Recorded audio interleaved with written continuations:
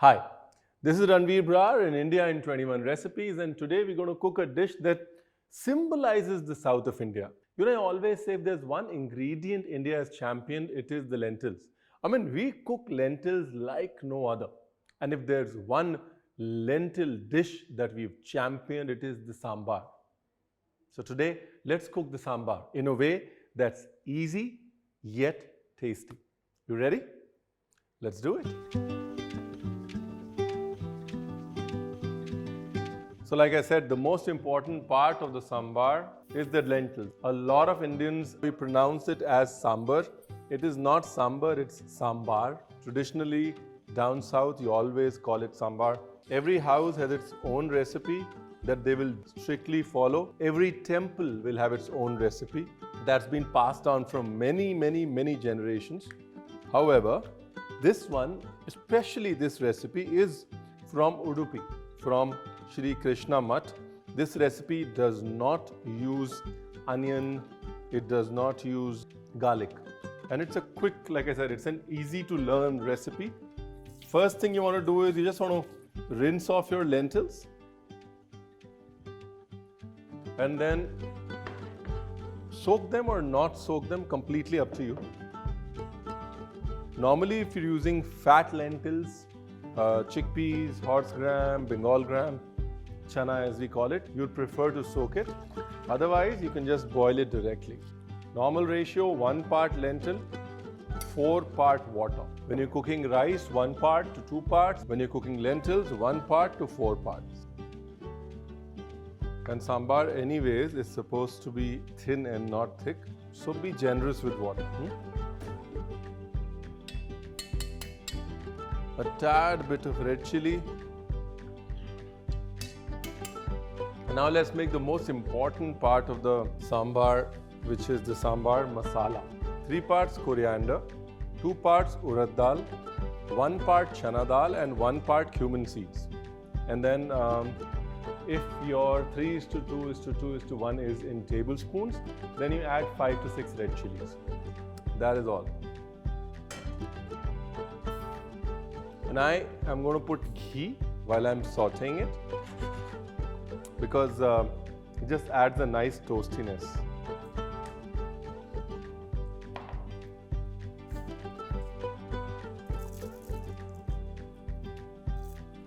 The red chilies just need their stalks to be removed. There you go.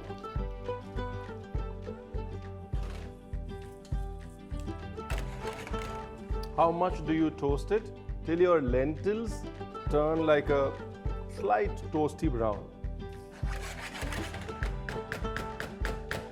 Beautiful. There you are, the toasty brown that I was talking about. In go the chilies. You take it off the flame.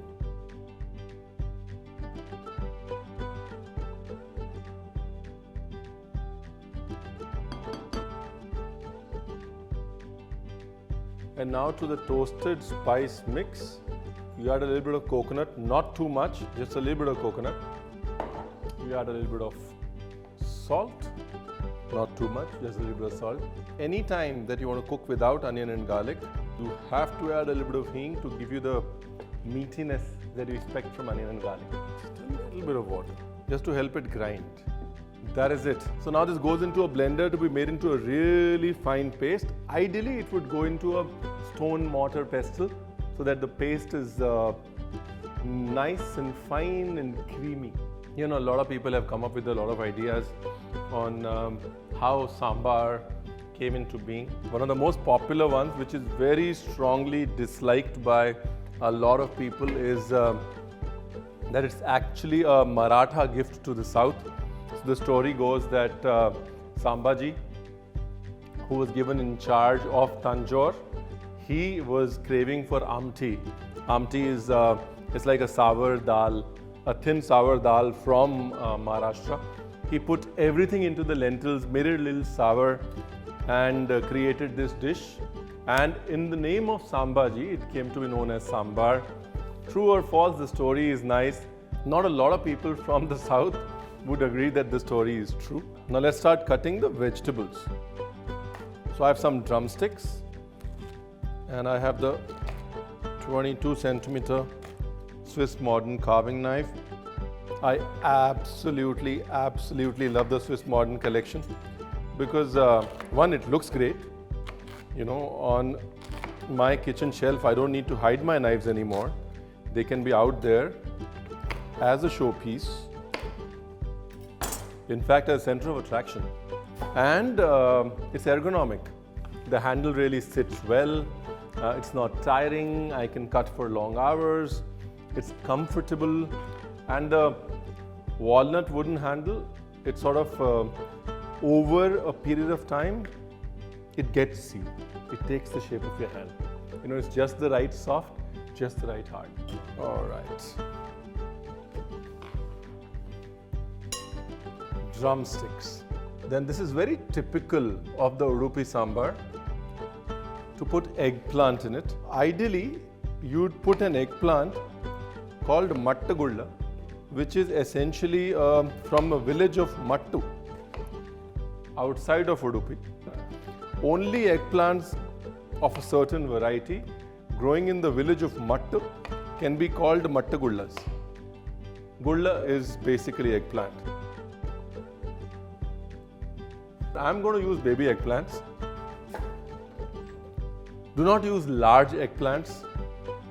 That is going to be totally out of the league. Beautiful. Okay, the most important thing you need to know is you need to keep all the vegetables separate. So don't learn the bad habits from me. The trick of cooking a sambar is to cook all the veggies together, which means the veggies have to go into the water separately so they cook together at the same time. That's the trick. Now for the pumpkin, let me pull out the 20 centimeter. Let's just first cut how much we need. Again, I like the weight of it and how the 20 centimeter sort of supports, especially when you're cutting larger vegetables that a smaller knife cannot really help you with. The 20 centimeter Swiss modern carving knife is perfect for that.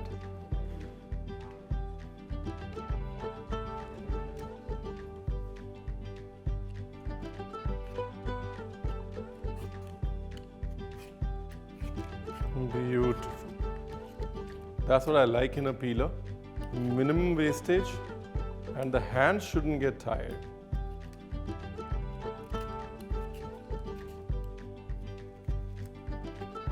Again, you could use a white pumpkin or a yellow pumpkin.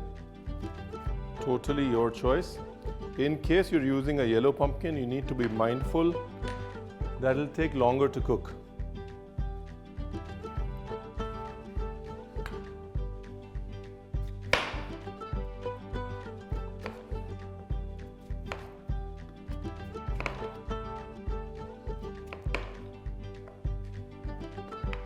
Now,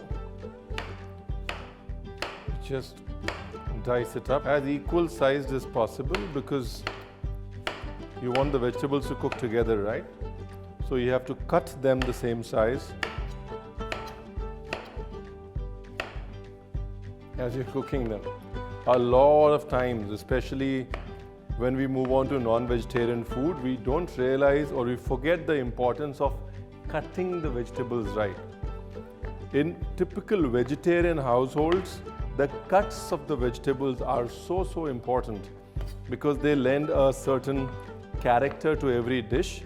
A pumpkin cut 10 different ways can make 10 different dishes. And that's the beauty of Indian vegetarian cuisine. So our lentils are done. I'm not going to cook them a lot now because they have to cook with the veggies as well, right? This is good enough. So when they are softened but not mashy here, that's good enough for now.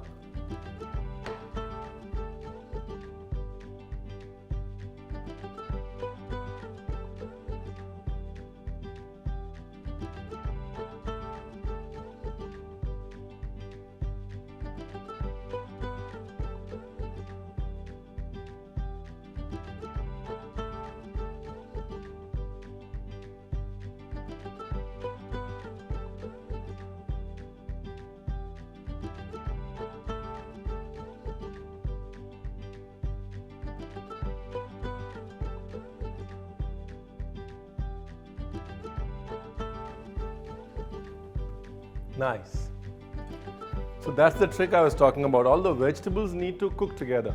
So if you see, the eggplant is also 80% cooked, the pumpkin is also 80% cooked, the drumstick is also 80% cooked. The reason I'm saying 80% is because the rest of the cooking is going to happen with the lentils, right? And we have the spice mix ready with us. Beautiful. This goes in with the lentils.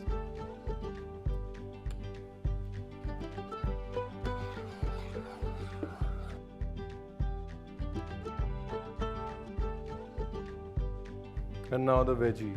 If your vegetables are overcooked, then allow the lentils to cook with the spice mix for a bit before you add your vegetables. But if your vegetables are still 80% done, then everything can cook together. Beautiful. All the flavor is in the water, right? Why waste the water? Now that's a pot full of goodness, huh?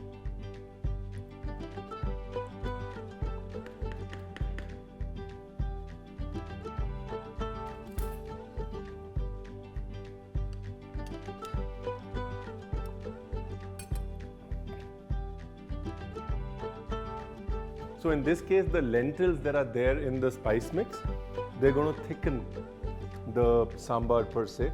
Also the coconut that adds both creaminess and thickening to the sambar. So if your lentil is too watery, don't worry, it'll get itself fixed once you put the spice paste into it. The other thing is, I'm going to add a little bit of tamarind and jaggery to balance the sweet and sour nature of it, but not now. You got to allow the vegetables to at least cook for 5 minutes before you add tamarind, because any acid, including tamarind, it sort of stops the cooking of vegetables.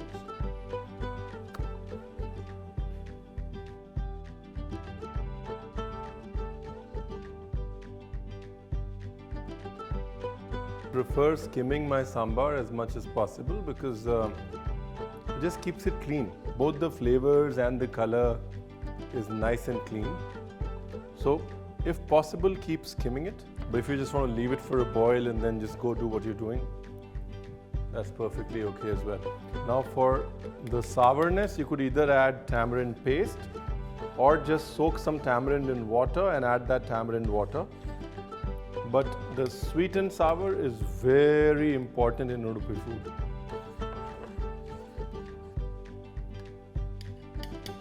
So there goes the sour, and here comes the sweet, jaggery. And now just the last bit is left, that is the tempering. Heat some oil in a pan, add a little bit of ghee to it, very important. And now let's get ready for the tempering, yeah? Curry leaves. Actually, especially in temple food, you add ghee towards the end because it signifies both generosity and abundance. In the hot oil, put mustard, button chilies, and lots of curry leaves, like I said.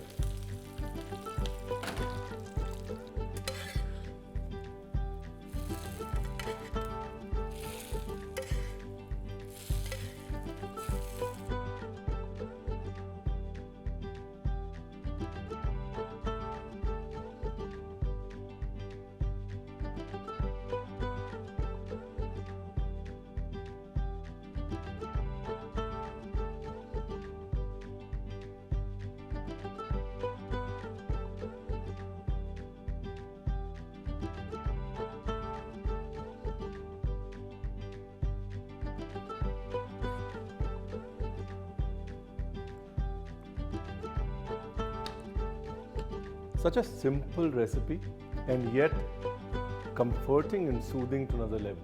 And that's what India is about. India comforts and India soothes through its food. For more such comforting and soothing recipes, stay tuned because I'm going to be back with more on India in 21 recipes. This is Ranveer Brar signing off for now. See you soon.